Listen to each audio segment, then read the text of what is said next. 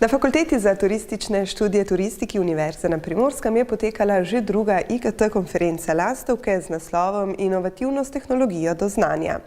Namen konference je predstavila vodja, izredna profesorica dr. Viktorija Florjančič. V okviru projekta InnoTestu Inovativnost tehnologijo do znanja leto že drugo leto organizira Lastovke UP, ki so namenjene širjenju rabe tehnologije, torej informacijsko-komunikacijskih tehnologij v visokošolskem pedagoškem procesu. Lastovke so tokrat imele tudi mednarodno udeležbo in lepo število udeležencev. Na letošnjih Lastovkah smo imeli zanimivo predavanje. Obiskal nas je gost iz Združenih držav Amerike, dr. Richard West, ki nam je predstavil zelo zanimivo temo Micro-credentials. Na konferenci se je udeležilo več kot 40 udeležencev, predstavili so 17 prispevkov. Predstavitve prispevkov so bile odlična priložnost za izmenjavo mnenj in izkušenj.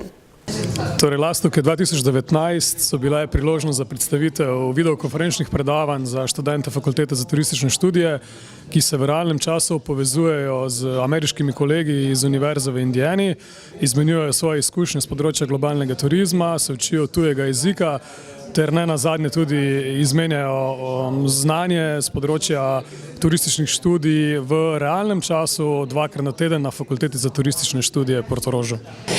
Taki sestanki oziroma konference so dobrodošli, ker se tudi učitelji veliko naučimo oziroma naučimo se uporabljati IKT pri svojih poučevanjih.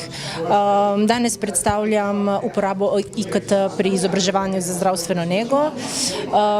Zdravstvena nega se deli na teoretični in praktični del in lahko jo pravzaprav uporabljamo v obeh delih, tako med samimi predavanji in pa tudi v laboratorijih za zdravstveno nego, kjer se s pomočjo simulacij privajamo na delo na klinični praksi.